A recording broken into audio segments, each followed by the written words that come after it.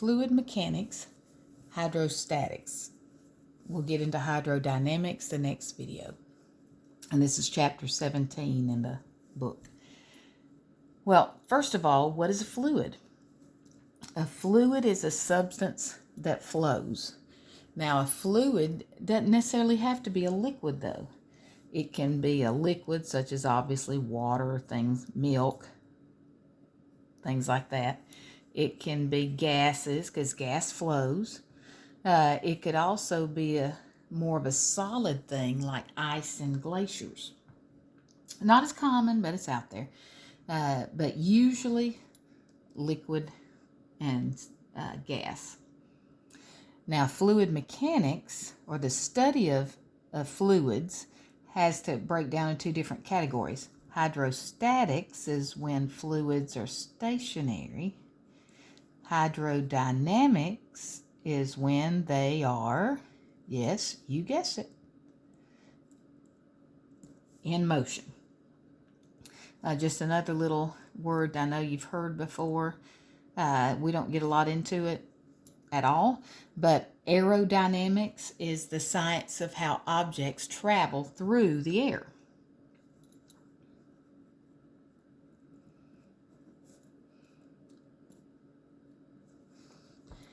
Now, first, we've got to talk about density.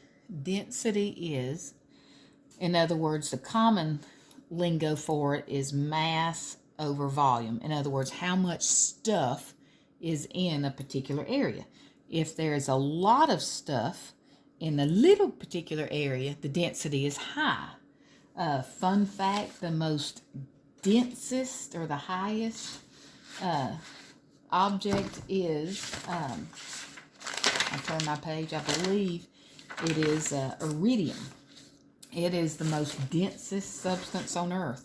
Fun fact, if you got a cube, a 1 foot cube of gold, it would measure, let me flip back in my book and see, it would be a 14.2 inch cube of gold would be a ton. And the densest natural material on Earth is iridium. A mason brick weighs probably about 100 pounds. But anyway, the SI unit for it is kilogram over meter cubed. And as far as what density can help us with, there's something called specific gravity. Now, specific gravity is the density of any substance over the density of water. Now, since it's density over density, notice how it has no unit. Just like with a lot of the other things we were comparing, like efficiency of a machine or that sort of thing. But what they do is this allows us to compare the density of different fluids. Like, for instance, maple syrup. If it's too thin, it spoils. If it's too thick, it won't come out of the container. Blood chemistry, like Coumadin. I remember my dad, or actually my uncle, his brother used to call Coumadin rat poison because it's a blood thinner. And what rat poison does, it thins your blood so much, or in the mouse, that it goes out of the vessels and it dies. Kind of morbid, I know, but it has to do with specific gravity of it. Even the charge or the electrolytic paste in batteries, it can do. And now, for instance, all of these are just different densities. Notice how ice is 0.92, water is 1. So ice, since it has less density, would float. Wood, any of these would float in water. Any of these would be sink in water. And that we'll get into in a minute with buoyancy. So all that has to do with density. Pressure is force over area. In other words, how much force is in a particular area. For instance, high heels versus a bed of nails. If you have high heels, you have something, your entire body weight that's this size that is being placed on the floor. That's why in a lot of fancy marble, fancy buildings with marble in there, you'll see no high heels because it damages the marble. But take, for instance, compare that to a bed of nails. A bed of nails you can lay on and it won't actually hurt you because your body's force is being spread out over this giant area. Now, pressure, in our problems, we'll just stick with, we've got force, Newton, area, so Newton per meter squared is what we most commonly use. There's atmospheres you'll hear from time to time, torr, bars, like millibars that have to do with pressure for a meteorologist. And then our first math formula is this. The pressure at any height or depth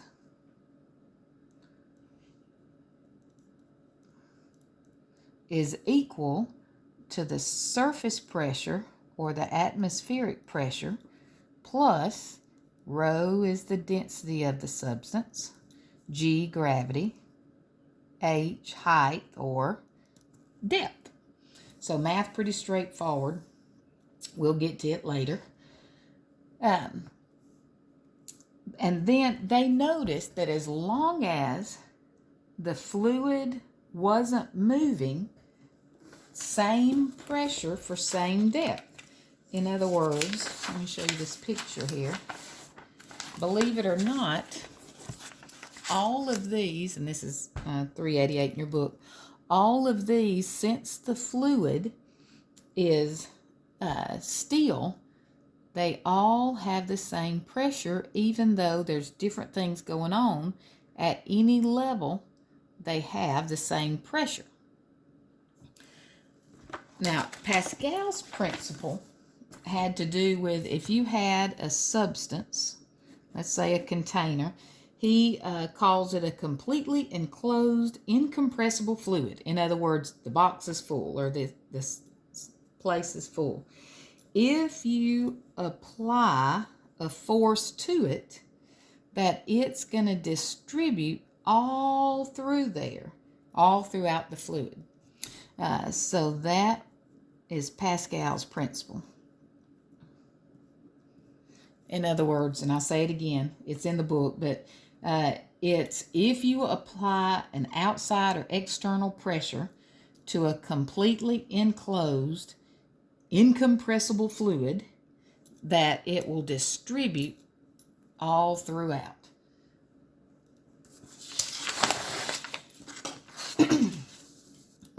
Now, some devices that help us from time to time, there's a hydrometer, and what it does, it measures density, like the amount of antifreeze in your radiator, ions in your battery, even something like how much sediment is suspended in certain lakes and rivers, if they're seeing, is it settling, is it in the water, that sort of thing.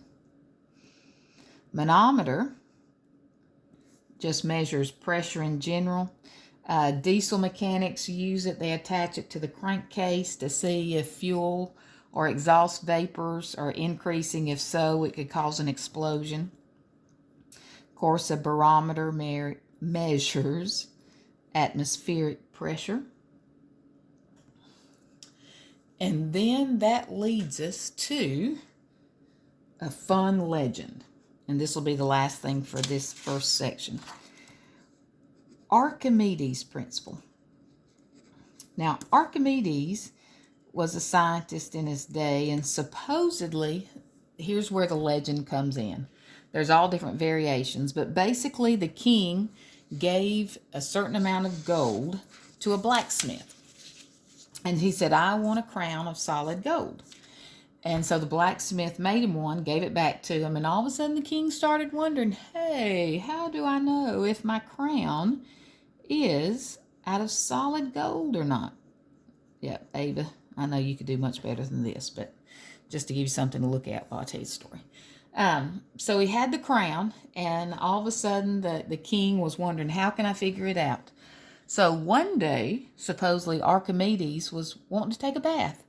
So he drew the water, and when he stepped in or got in the bathtub, he noticed the water went up.